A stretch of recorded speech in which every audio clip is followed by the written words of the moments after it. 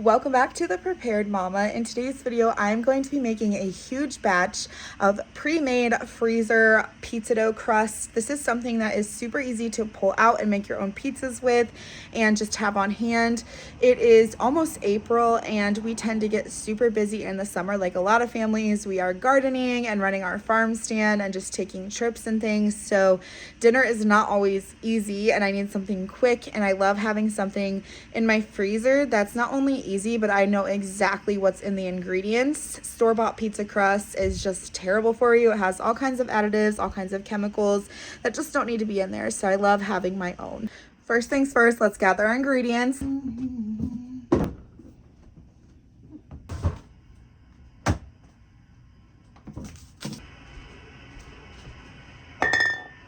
I am a person who gets kind of overstimulated quickly. I don't like to make it all together. It also is really hard to divide it up and know what is a single batch of it. So I actually will make these individually and I'll show you my process for that. Okay, so we are going to get started here. I have a small bowl and a cup of hot to warm water. We want the water to be hot enough to activate our yeast, but we don't want it to be so hot that it's going to kill our yeast. And the best way that I can describe how hot the water temperature should be, I'm not a thermometer person. I'm a cook with my heart type of person, measure with love type of person. So what I do is I'll take my water. If I can stick my finger in here and not be like, it's too hot, but I can be like, yeah, it's warm, you're good to go. A half teaspoon of any type of salt that you want. I'm using pink Himalaya. 2 teaspoons of honey. Next to our warm water, I'm going to add 2 teaspoons of active dry yeast. You can also use these active dry yeast packets. It's just 1 packet. In a whisk, I'm going to mix all this together and let it sit to just really let that yeast take hold and activate. Since I'm doing this in batches and I want to make sure that I have my measurements right, usually if you're just making one batch, you'll start to add your flour to this, but because I'm not, I'm going to add my flour into this bowl and then dump this in with it so I can continue to use both bowls and I don't have a ton of dishes to do. This is letting the yeast kind of take hold. I'm going to go ahead and measure out my ingredients for this bowl. So we're gonna need 3.5 cups of flour. You can really use any flour that you want to. Today I'll just be using white bleach flour from the store because that's what I have on hand and that's what needs to be used up. I am really trying to switch out my ingredients and use healthier ingredients now that I am learning how bad a lot of the things at the store are for you. But I bought a ton of bulk white bleached flour and I'm not just gonna throw it out because this economy is expensive, so we're gonna use it up, and when I do get through that, then I will be using healthier options.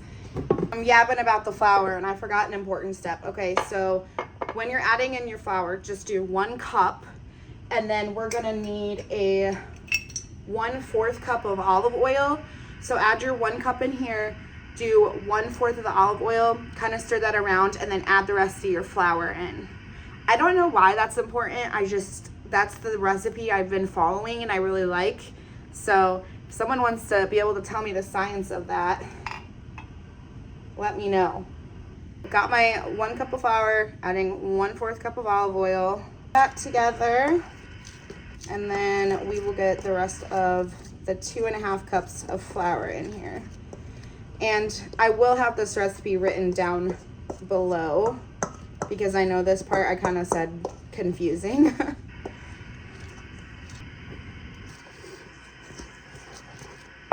It's been 5 minutes, so I'm going to go ahead and take this wet mixture and I am just pouring it over. I need to mix this together and knead it for 5 minutes. If you have a stand mixer, you can use that. I do not, so I am using my hands, and it doesn't have to be perfect. It's not like it's bread, so it doesn't need to rise a ton, but yeah, just mix all this together and we're gonna knead it for 5 minutes.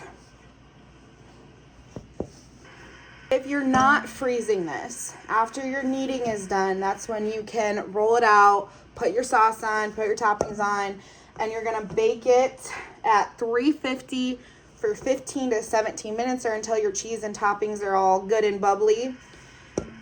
If you are freezing it like I am, then you're going to knead it and just stick it in a freezer safe baggie or container and obviously freeze it. And it's good up until I would say 4 to 6 months in a deep freezer and about 3 months in a regular freezer. And that's it. That is your.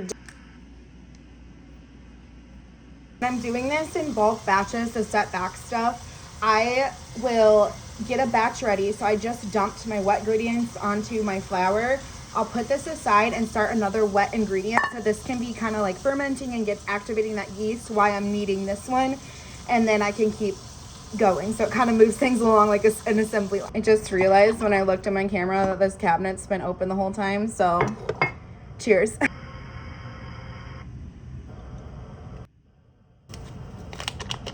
Okay, so I completely forgot how much these grow, and I need gallon baggies. These are quart bags. They do not fit in here, okay? So don't do what I did because they're all popping out the top, and I didn't have gallon baggies. I had to DoorDash some, so yeah. But I ended up getting 6 doughs set up back, and I have a dough here and a dough here for us tonight. That will give us about 2 pizzas a month this summer, so I think it was a good little prep day.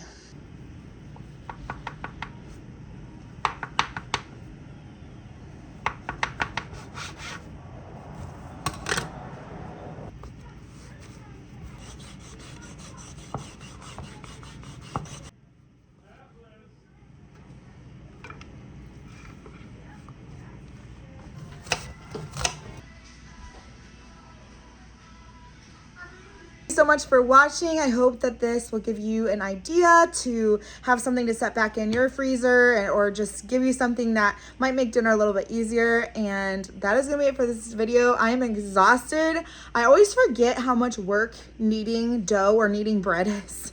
It's an arm workout, and you're standing for a couple hours, so it's tiring, but it's worth it. So that's gonna be it for today, and I will catch you all in my next video. Bye.